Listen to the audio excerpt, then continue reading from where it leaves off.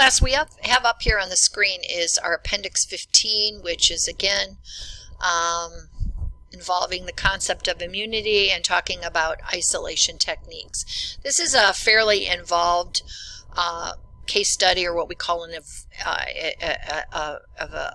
evolving case study. So let's go over this together so we can look at how this patient presents initially and to see if he is getting any better. Okay.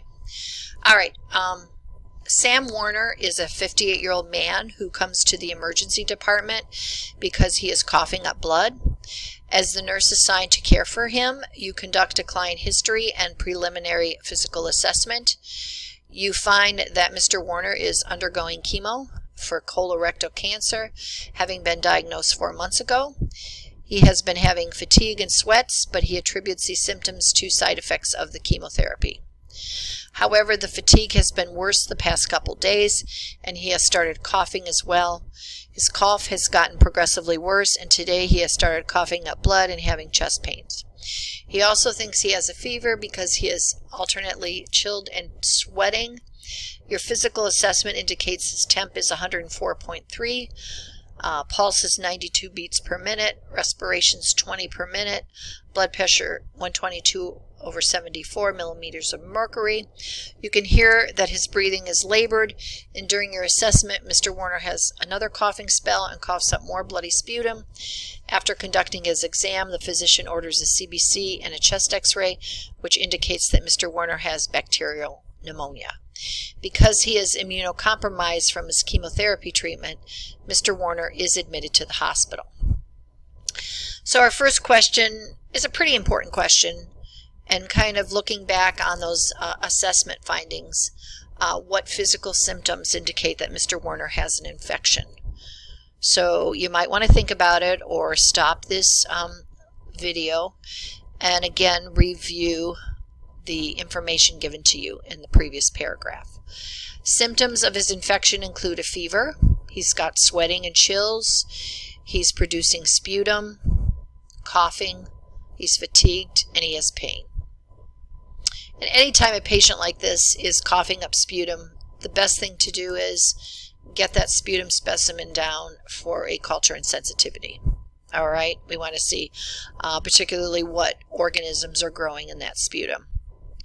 And he definitely has an infection because part of the inflammatory response is to develop a fever, and his is extremely high. His temperature is 104.3. All right, which is a very high fever. All right, so continuing on. What nursing interventions can you implement to lessen the effects of the chills and sweating? Nursing intervention should include providing a warm blanket when Mr. Warner is chilled and providing a cold compress when he is sweating. Because sometimes when patients are experiencing these chills, you could put on 10 blankets and these patients will continue to chill. They're trying to kill and fight off the organisms that's causing the person to be sick. The nurse should also ensure that he's drinking plenty of fluids to combat the effects of dehydration from sweating, and also because of that high fever. These patients can get dehydrated very, very quickly. So, but the good thing is Mr. Warner is only 58 years old. He's not like a geriatric patient.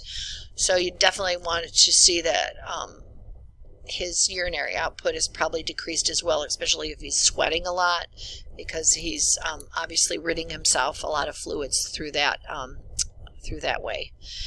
The patient would also possibly be given an antipyretic such as acetaminophen, which is prescribed by the physician. All right.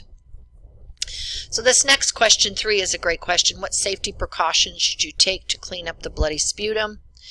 And the nurse should always wear PPE when cleaning up bodily fluids such as bloody sputum. PPE should include gloves and a disposable gown. Because the infectious agent is unknown, a face mask may also be required or also necessary, and the contaminated area should be cleaned with a disinfectant. The nurse should also properly dispose of any materials used for cleanup into the biohazard waste. So let's talk about this patient. What type of isolation should this patient be in, or should the patient be in isolation? A great question. We had pneumonia in our previous activity as a possible isolation technique, and the answer to that was droplets. So we would put this patient in droplet precautions, and it would be very helpful for the nurse to wear a mask because of the fact that the patient is coughing and bringing up bloody sputum. And again, since we don't know exactly what organism is in that sputum, it would be very advisable for that nurse to wear a face mask to protect herself as well.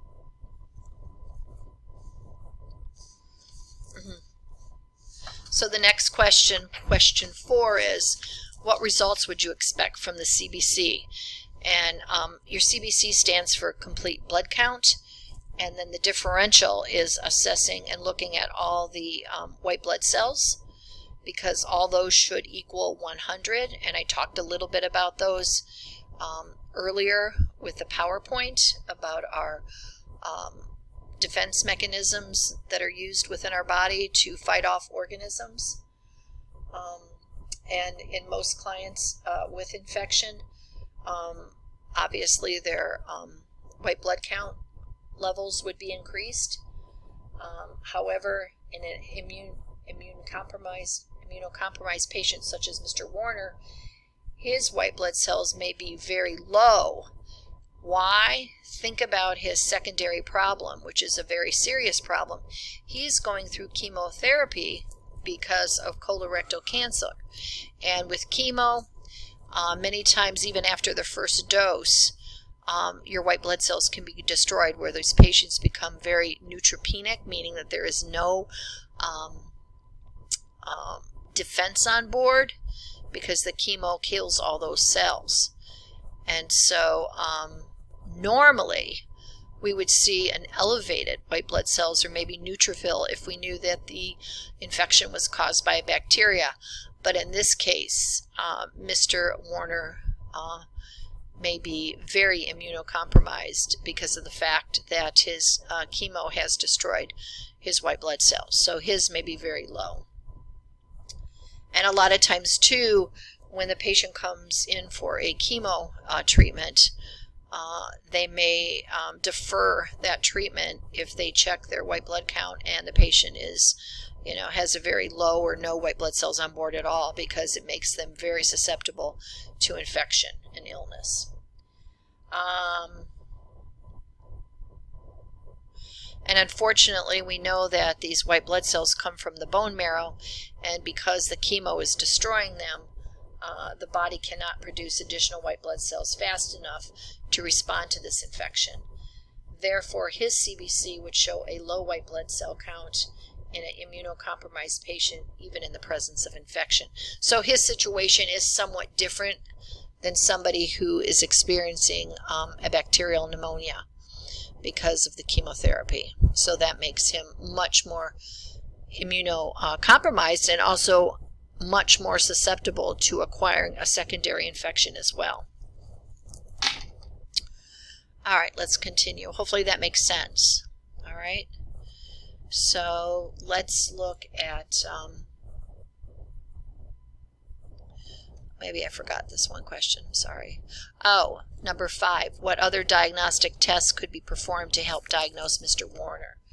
I already talked about a sputum test, which should be sent down for culture and sensitivity. The physician may also order a blood test for antibodies to a specific infectious agent. He's already had a chest x-ray. A lot of times too, when these patients are very ill like this and have no defenses to kind of combat that particular infectious agent, they may draw blood cultures on the patient as well to make sure that the patient is not becoming septic. So that's another thing we have to watch with this patient as well. And to make sure that his urine is okay, because like I said, these patients are very prone to secondary infections as well. All right, let's look at the next situation with Mr. Warner. So let me readjust the screen so you can see what's going on with him now.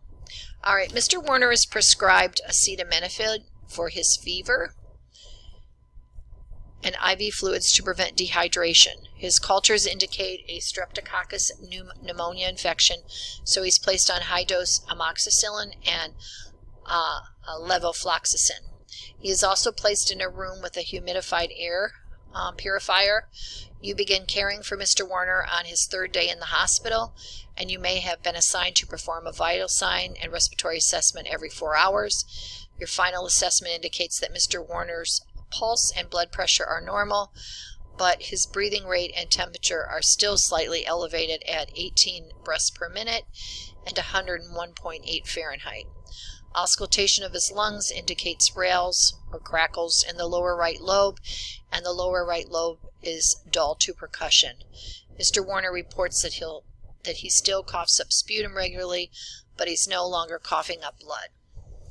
And that's what I wanted to have you think about. In the first scenario, it talked about him coughing up blood. What do you think that blood is all about? Why is the patient coughing up blood? I want you to think about that, and I'll answer that later on. But this is a good thing. We do see the patient slowly getting better, where some of his objective data looks a little bit better. His pulse rate is normal. His blood pressure looks good. Look how much his temperature has come down as well. Now, he was given acetaminophen, and look at what agent it is. It's a strep. So that can be very nasty and very, very serious for anybody, particularly somebody who's very immunocompromised at this time. He still has crackles in his lower right lobe. This patient does need some good pulmonary hygiene as well. So, and it's a good thing that he is no longer coughing up blood. So that's a good sign that maybe this infection is starting to clear up. But I want you to remember too that he's also on high doses of amoxicillin and levofloxacin. So he's on 2 very, very important and potent antibiotics as well. So with that in mind, let's go on to the next question. What is the purpose of the humidified air in Mr. Warner's treatment? Stop and think about it. I'm sure some of you yourselves, or you've had children that have had upper respiratory infections, and many times even through the winter with our furnaces running all the time, the air gets very dry. And what is happening here is we're trying to put more moisture into the air with the humidifier, and that will help moisten those lung secretions so they are easy to expel. And coughing up sputum is necessary to clear the lungs, to remove bacteria, and making it easier for the client to breathe. Remember, sputum can become a barrier and obstruct airflow as well. So that's why we've included this humidified air into Mr. Warner's treatment plan. All right, question 2. What other assessments are important to conduct regularly for someone in Mr. Warner's condition? That's a great question. Intake and output is a must. We want to make sure that we're giving him enough fluids, that he's not becoming dehydrated.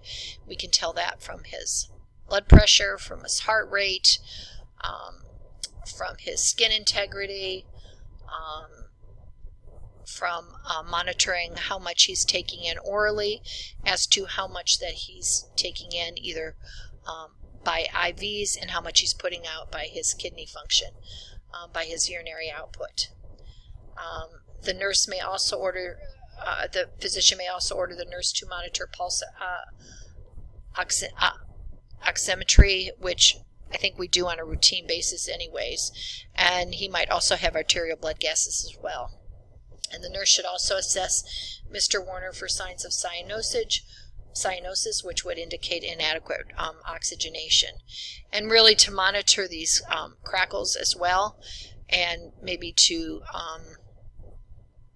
make sure that the patient is doing maybe some incentive spirometry at the bedside, and there's a possibility that the patient could have aerosol treatments ordered by respiratory therapy. And so maybe they're going to do a repeat chest x-ray every day for like 3 days, as well as arterial blood gases to make sure that that arterial blood between the pH